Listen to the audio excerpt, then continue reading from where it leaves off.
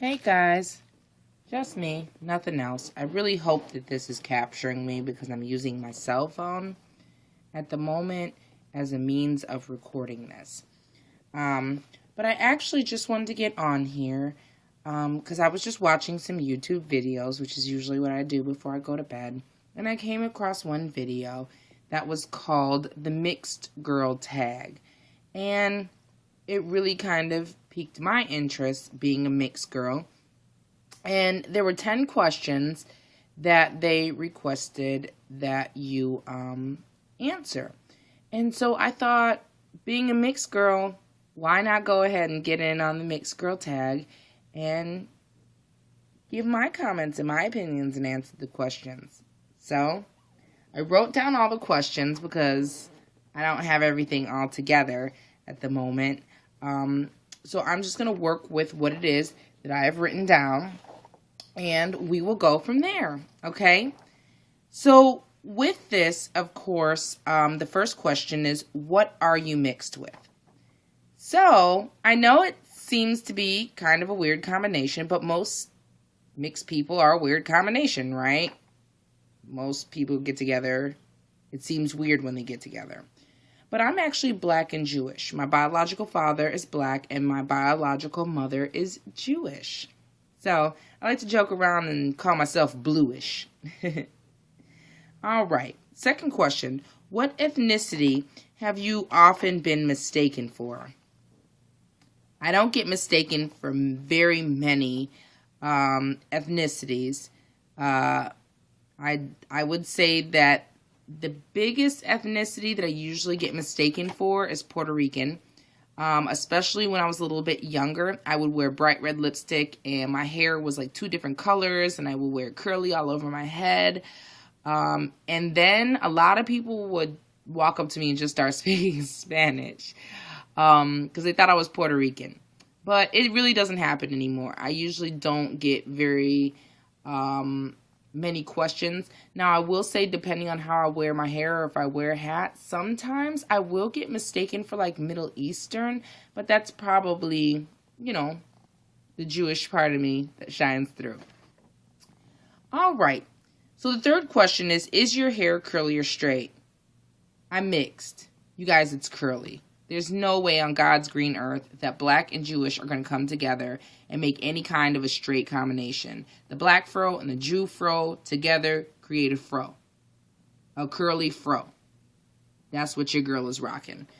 Please forgive me. I've got to move my cat. He's so in the way. You got to move, baby. You're so cute, but you're in my way. You're in the way. All right. Question number 4. Was coming from different backgrounds challenging growing up? Yes, it was. It wasn't challenging within my household. It wasn't until kids at school brought it up to me that I was being raised by 2 white parents and I obviously was not a white child. I caught a lot of slack in school from that. So I will say that coming up from different backgrounds was challenging because there were a lot of questions from the outside world, especially when me and my mother would go out.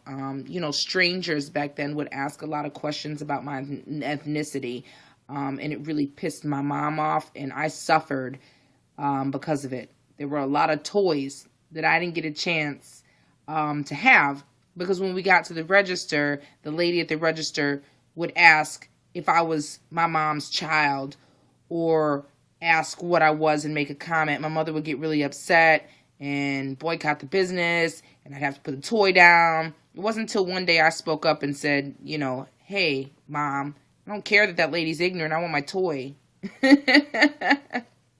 Things stopped being so challenging once I kind of understood that other people don't have the same outlook or didn't have the same outlook as I did, and I was able to face that. All right. 5th question. Which background do you embrace most? Well, like I said, I was actually raised by 2 what would be considered Caucasian parents. So my mom and then my stepdad, who raised me as if he were my father. I've got his last name and everything. But both of them were white and I'm black. So you would think that I associate more with the white side of life, but I don't. I actually embrace my African American heritage more so than my Jewish side, even though I really don't know that side of my family and I wasn't raised by them. But that's because I look more African American, and so that's the way I get treated by the world. It's also the way I feel. You're probably going to feel the way you get treated most. And I definitely don't go out in the world and get treated as a white woman. I go out in the world and I get treated as a black woman. So that is the side of life that I associate with most. All right. Question 6. Have you ever been teased for being different? All the time as a kid. The white kids made fun of me and called me a nigger. The black kids made fun of me and called me a honky. I really didn't feel like I had a place where I fit in as a child. My place where I fit in was at home with my parents, who loved me unconditionally, regardless. As I got older, things became different because you get a better sense of yourself and you can make decisions for yourself on how you feel based on what people reflect to you. But when you're younger, you're really just a reflection of the world. You see yourself as the world sees you. So that was a very confusing time for me. Now that I'm an adult, there's no confusion whatsoever. And if anybody did make fun of me or tease me for being different nowadays, F off. I don't care. I'm happy being me. All right. Question 8. Do you feel being mixed has its benefits? Why, yes, I do. I actually think that the benefits of being mixed are just understanding that there are different cultures in life, and having that cultural diversity. I have to be able to embrace both sides of who I am, and with that, it makes me automatically tolerant to anybody of any different race, no matter where they come from. I'm automatically tolerant to that because we don't ask to be what we are, whether we're mixed, whether we're 100%. We don't ask to be born. We don't ask to be here. So how am I to not be tolerant to somebody based on where they're born or what blood runs through their body? I think it's ridiculous.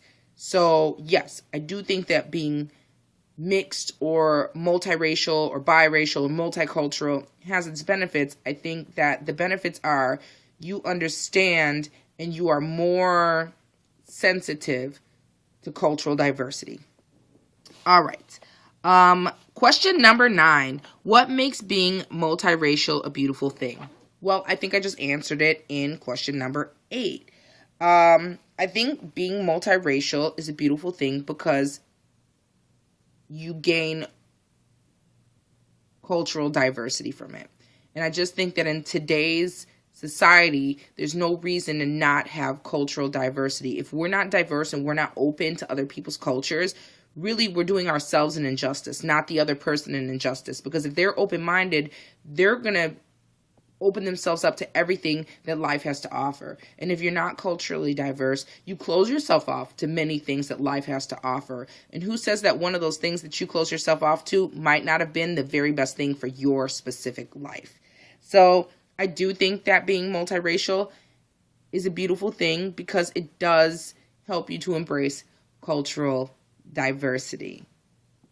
All right. And then, of course, last but not least, number 10, the final question. And actually, it's not a question at all. It's more of a statement. Well, no, it's a question. Do you have any advice to someone who struggles with their multiracial identity? Struggling with your multiracial identity is not something that you should be doing. It doesn't matter what age you are, what gender you are, or what, combination of ethnicities you are. Take the time to sit down, do some research, learn about all of them, and then make a decision for yourself. Who do you feel like? You don't have to feel like you're one race or another race or a perfect mix of all of them. You just have to be comfortable being you. If life and the world is putting pressures on you based on your race and your ethnicity, remember that no matter what race or what ethnicity or whatever mixture, you are a human being. And that is the most important thing. You are a person. And Your race does not define who you are. Your mixture does not define who you are. So if you're struggling with your multicultural identity, don't struggle any further. If you're having trouble figuring out which side of yourself you connect with more than the other, or you identify with more than the other, stop. Don't even try and figure it out. Because the only reason you're trying to figure it out, most likely, is to please the world. And you don't have to do that. You just have to please yourself. You don't have to be black. You don't have to be white. You don't have to be Puerto Rican. You don't have to be anything. All you got to do is be a human. And you can't do anything but be that. So guess what? You already won. All right. You guys, I hope my mixed girl tag didn't absolutely suck. But I thought it was very important for me to answer these questions to get my 2 cents in on being multicultural, multiracial, because I did have struggles growing up trying to figure out what I was and who I was. And as I got older, I became very comfortable with what I am and who I am. But the only reason I'm comfortable with what I am and who I am is because I see myself the way I feel. I stopped trying to see myself the way the world saw me, and I just started seeing myself as a human. And in that, I'm comfortable being just me, nothing else.